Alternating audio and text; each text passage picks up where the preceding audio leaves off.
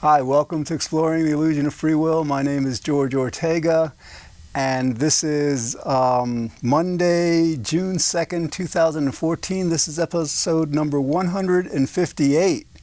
Okay, then the title of this episode is Free Will, Refutation, Cost, Climate Change Denial, Part 1. This is like basically what this episode is going to be about in the next 3, 4, I don't know how many it's going to take for me to do this, but I just published this book, okay? A very brief, short book, Free Will, Its Refutation, Societal Cost, and Role in Climate Change Denial. And so basically this series is going to be reviewing the content of this book. So like you don't even have to go out and buy it, because I'm just going to go through the entire book with it. And so like the premise is, here's the... We've been doing this show since November 2010, so like about 3.5 years. And the meetup in Manhattan that started this entire initiative started, I think, in April 2010, so that's four years.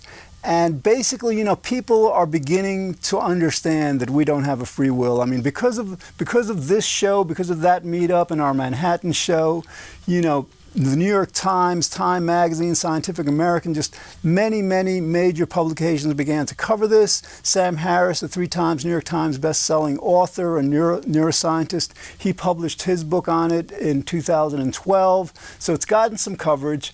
But again, I think the problem is that the idea that we don't have a free will isn't such a wonderful fact or truth to face. It's like, most of us like to believe that what we do is up to us.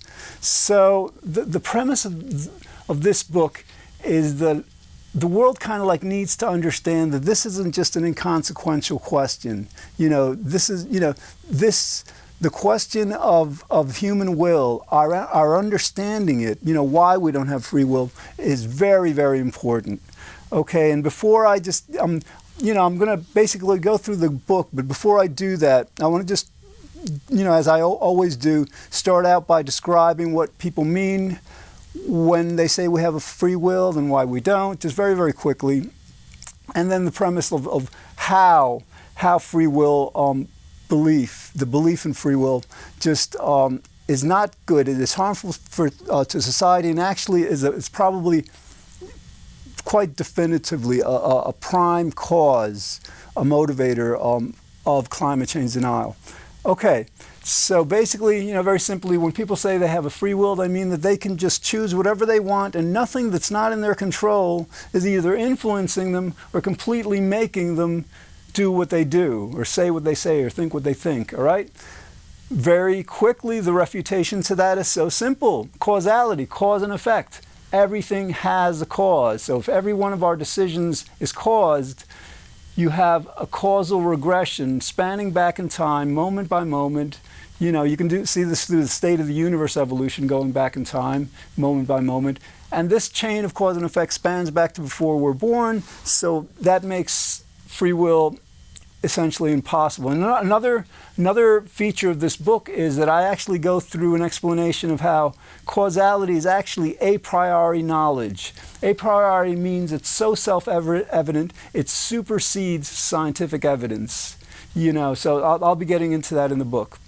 Okay, so like again, very quickly, the premise of this book, of this work, is that essentially, in order to deny something like climate change, or one reason people deny what they deny is because they can't accept the perceived threat to their self-identity, to the sense of who they are. In other words, like if somebody's indicting a person, saying, oh, you're doing something really, really wrong, and what the person is indicted of doing wrong is so counter to how the person sees themselves, people tend to deny things like that. And that's, I go through a lot of research in this book that explains how this process happens, and just like, cites evidence, social science research that demonstrates, that this is in fact it in fact happens. So like the idea with this is that like All right, in order to go into denial about anything, and I'm going to explain this just at the beginning of every show, and then I'll devote some more time to it in the relevant chapter, but just very briefly, in order to deny something, to want to deny something, to need, because denial is an unconscious process, it's a response to guilt, okay? You feel guilty, somebody's saying you're doing something really wrong, you feel guilty about it, and your unconscious can't handle it, can't deal with it, so it goes into denial, right? Now, here's the key point. In order to feel guilty about something, you have to believe you have a free will.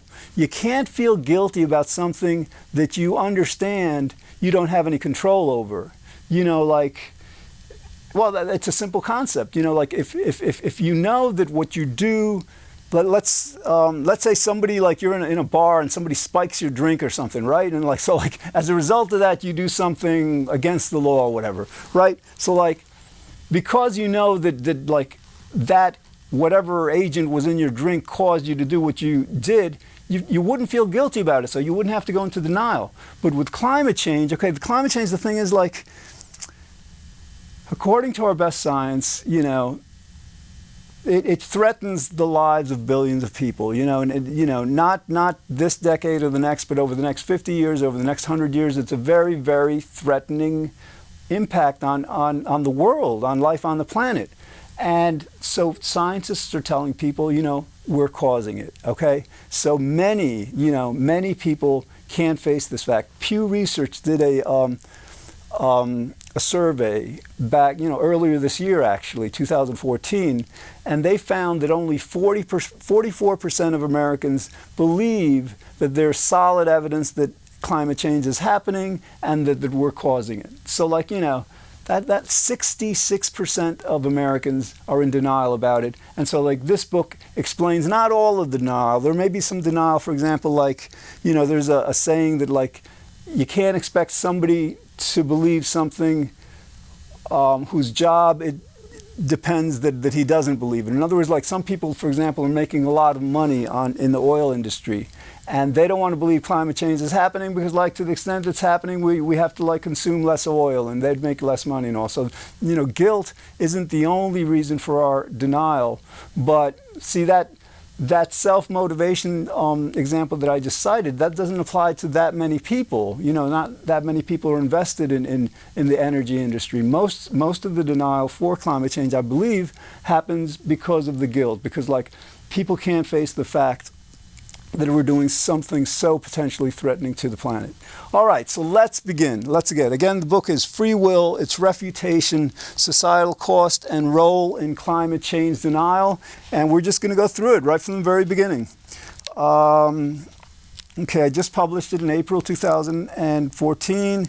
And the dedication, it's for future generations of scientists who will likely lead our world to accept the causal nature of human will and engineer a profoundly new and evolved civilization predicated on maximizing the benefits to humanity of understanding the far-reaching implications of this powerful, essential truth. I'm not going to be reading a lot, okay? I just wanted to read that inscription, but I'm just basically going to be paraphrasing what's in the book and explaining it in more detail.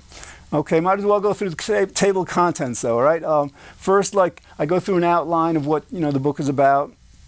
Then chapter 2 is causality and human will. Basically, that's how causality, and this is I'm limiting this book to a physics-based refutation of free will. There's other psychological ways of refuting free will, like the existence of the unconscious. But this book, deals exclusively with the physics, the quantum mechanics and the classical mechanics that refutes free will. So that's chapter 2. Chapter 3 goes into refutation of published free will defenses. What I do is I review 4 published defenses in peer review articles that they're defending free will, so I basically break apart their arguments and show how they're flawed, show how they don't really defend free will. Okay, so we'll get into that. Then chapter 4 is an interesting chapter. There, in 2008, 2 researchers, Vohs and Searle, published a study saying, well, we got people to believe they don't have a free will, and we tested them on this test in the lab, and they cheated a bit more than the people who believed they had free will on this test, all right? what I do is I critique this study. I find it flawed. It's not a very good study. It's in fact quite biased. And then, like, after doing that, I basically propose, you know, a heavily referenced litany of ways that actually free will belief causes a lot of harm in society. You know, increased aggression, increased blaming, increased anger, increased vengeance, revenge, depression, anxiety. You know, you wouldn't believe it. So, all right, so that's an important chapter. But after that, after setting the premise for like how free will belief can actually be quite harmful, you know, on a personal and societal level, then I link the belief to climate change denial. And again, I cite some researchers who have studied, you know, climate change denial, reached some conclusions that it's based on blaming themselves, feeling guilty. And then what I do is tie their findings to the thesis of the book that without the free will belief, this denial wouldn't be happening. And so in other words, the conclusion of the book is in order to successfully mitigate and adapt to climate change, we need to address and overcome this free will belief, you know, that's causing this denial.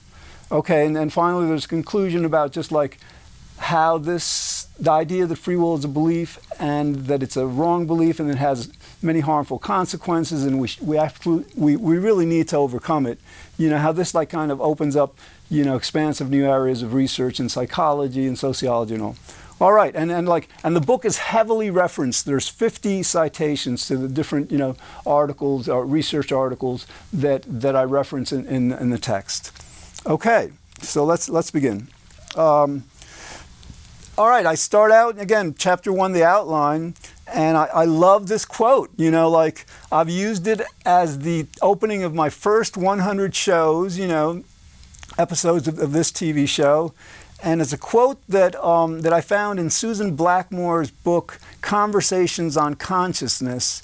I think the subtitle is What the Great Minds Think About Consciousness, Free Will, and something else. But like, on page 206 of this book, basically Susan Blackmore is interviewing these eminent minds. And so she interviews John Searle, who, in this encyclopedia of philosophy, you know, they did a survey of philosophers who were born after 1900, okay? Then they wanted to determine which of them was cited the most, you know, or which philosophers were cited the most in this, you know, index of philosophers. So it turned out that this guy, John Searle, he's about, I don't know, 80, 85, whatever. He was cited as number 13 in this list, you know, of the most cited philosophers. So he's quite popular, quite eminent. So anyway, so Susan Blackmore asks him, you know, for her book that was published in 2005, you know, what would it mean to the world, you know, if the world would acknowledge that free will is an illusion? You know, what would that mean? And what he said, and I'm quoting, that it would represent, quote, a bigger revolution in our thinking than Einstein or Copernicus or Newton or Galileo or Darwin.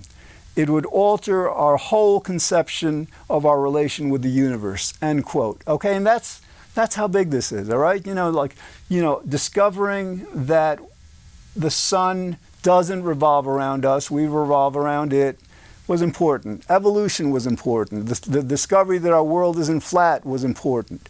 But because this truth of the fundamental nature of human will is so integral to who we are, these other, you know, the Einstein, Copernicus, these experiments or discoveries really pale in comparison to this revolutionary discovery, truth. I mean, it's not a discovery because basically it's been known for millennia, you know, essentially. Leucippus, I think 380 or 350 BC perhaps, he was the first person who, Greek philosopher, he said nothing happens at random, everything for a reason and for a cause or something like that. So he understood that, you know, free will is impossible back then. But it's only now, and actually it's only now through this show and the meetup that I began in Manhattan and the buzz it created, because, like, you know, basically, and our Manhattan show was huge. In other words, like, people didn't think about this before because the debate was limited to academia. And so, like, these philosophers and psychologists would write articles that were just basically directed toward other philosophers and psychologists. They never really made an attempt to bring it out into the public, mainly because most of them believe in free will. They didn't want the news to be out. So like, what happened like in 2010 with my meetup, I live in White Plains here, but I decided to found it and hold it in Midtown Manhattan on Madison Avenue, between 55th and 56th Streets, in order to, there's thousands and thousands and thousands of people within the 22 million people population of the New York City metropolitan area, which includes New Jersey, Connecticut, and New York. Okay, so basically the premise was that of those many meetup members that really go into the city from as far away as an hour away, that many hundreds of thousands, and by now certainly millions of people would have not joined my meetup, because our meetup only has, let's say, about 210 people right now, but they would have while looking for other meetups, they would have encountered the title of our meetup, which was initially, it was the Predetermined Will Society, busting the free will myth. Then I changed it for a while to this is a promotion for the whatever, to Do We Have a Free Will? And now the title is the same title as this show, Exploring the Illusion of Free Will. So millions of times when people are looking for an event in the city to go to, it's held the first Saturday of each month, okay, 2 o'clock at the Sony Plaza. They will notice that, and so it'll get them thinking, free will is an illusion, and so then they'll think about it, they'll talk about it. That's creating a buzz, and so that's what led ultimately to the breakthrough, the profusion of media coverage in 2010, 2011, and especially in 2012. It took a bit of a while to build up. And the other part, while we're on this, my very good friend Nick and I, he was going by the stage name Manel when we first started. Actually, he was the messenger. He didn't want to use even a name back then. But he lives in Manhattan.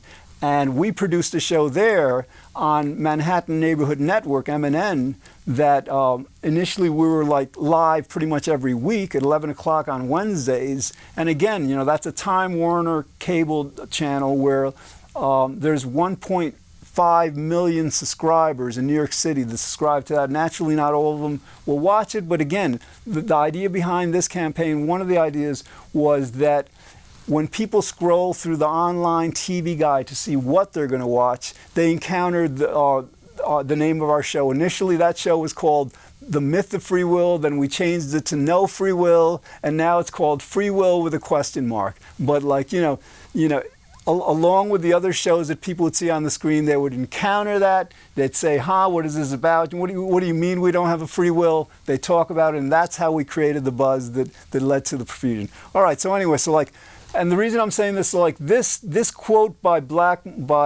Searle, I used it because it really does.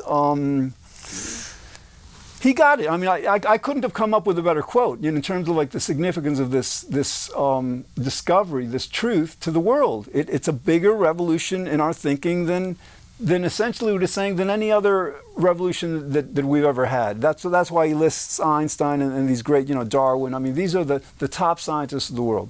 All right, so basically this is big, and again, the book is about that it's not just a big philosophical truth that doesn't have impact on our life. Not only does it have impact on our personal lives, our societal lives, as this book describes, it has undeniable and unignorable. For our world to ignore and dismiss the link between free will belief and climate change denial would be reckless and truly unwise. So I have a feeling over the next few years, you're going to be hearing more about this. All right, so basically I start out with what the traditional challenge to free will is, and that's determinism. So in other words, what I explained before in the show, everything has a cause, okay? So there's a cause to our decision, then there's a cause to that cause, and there's a cause to that cause, and these causes are always going back in time, because a cause can never come after the effect. It has to always come before the effect. So each cause, is at least a moment back in time. There's different ways of explaining the causality, but the main point is that everything has a cause, and this chain of cause and effect going back in time spans back to before we were born, making free will completely impossible.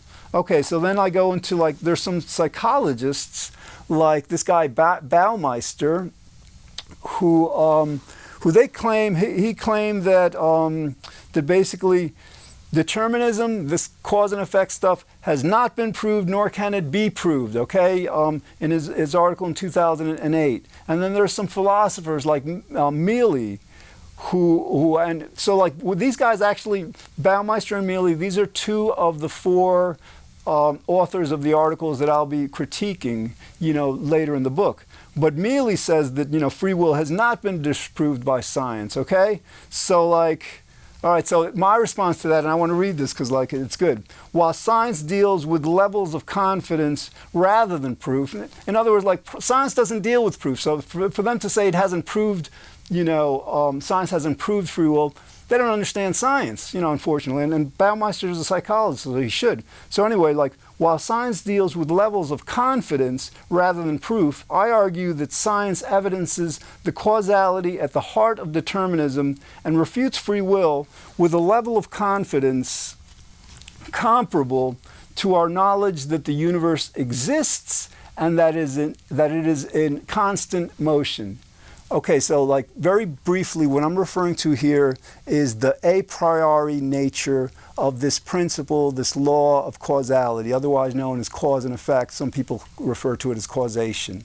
So in other words, like, might as well just, like, get right to it right now. Basically, a priori means that it's so evident, it's completely irrefutable, it's unequivocal, it's categorically true. You can't deny it. In other words, like, the first a priori fact, truth of the universe is that it exists. Okay, it doesn't matter. You might want to, like, refer to it as a dream, or you might want to, like, say that there's many universes, but those many universes would have to be a part of this one total reality. So in other words, the universe reality exists. You can't deny that. Okay, it's a priori.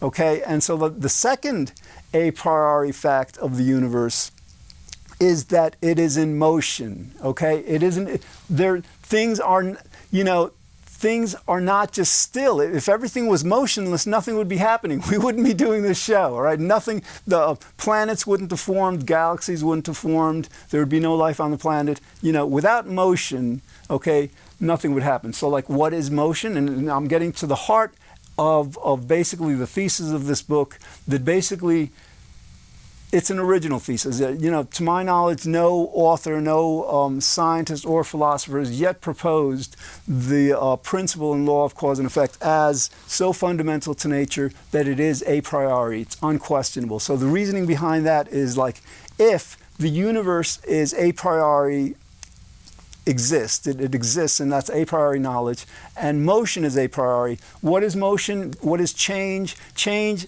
most fundamentally, is one particle being at one position in our universe at one moment of the universe, then being at a different position the next moment or some subsequent moment. Because, like, you have to realize in physics, everything is mass energy. Everything is, like, particles moving through space. That's what reality is.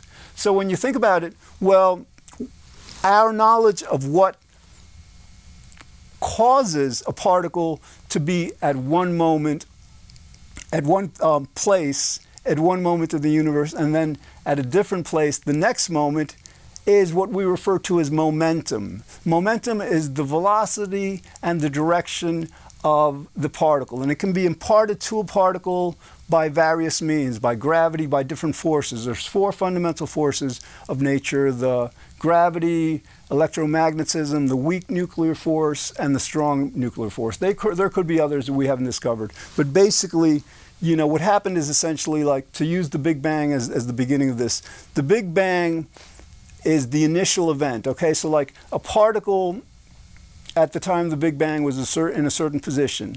The next moment of the universe was caused by that first moment, and so the particle is in a second position. And again, momentum propelled that particle from its first position to the second, to the third, and onwards. So basically what I'm saying, that the point of this is like change or motion in the universe requires causality. In other words, causality explains the momentum that moves each particle from one place to another. And the obvious conclusion that one reaches from that is that causality, cause and effect, is as much a priori knowledge as is the fact that change is the fundamental process of the universe, change, motion, and the a priori fact that the universe exists. Okay, and that's, again, this is a very powerful proof because it's a proof that supersedes empirical evidence. And later in the book, I'll even go into how the scientific method that establishes empirical evidence actually requires causality to work. So in other words, like, the causality that refutes free will is irrefutable, and any claims that certain things are like uncaused or indeterministic just don't appreciate the fundamental a priori character of causality. All right, we've got a little over a minute, and I could get into some other stuff. We're just on page 2. This could like take 20 episodes, who knows? But I should end now because, then I'm going to go into actually 5 different ways that I demonstrate how causality exists. And actually, I'm going to do 3 shows, so I'm going to do it in a few minutes. All right, so I hope you enjoyed this episode. Again, the name of the book is Free Will, Its Refutation, Societal Cost, and Role in Climate Change Denial. And again, if you watch these episodes, you don't have to read the book because I'm going to be going through this book page by page. I hope you enjoyed the show. The shows are going to be on YouTube, so if you want to catch them again, and then they'll also be on iTunes. I upload them to iTunes as MP3s. All right, so I will be back, to continue explaining why we don't have free will. I mean, I'm not going to do that so much for this book. Actually I will. But why it's especially relevant to climate change denial. Okay, thanks for watching, and I'll see you again soon. Thanks.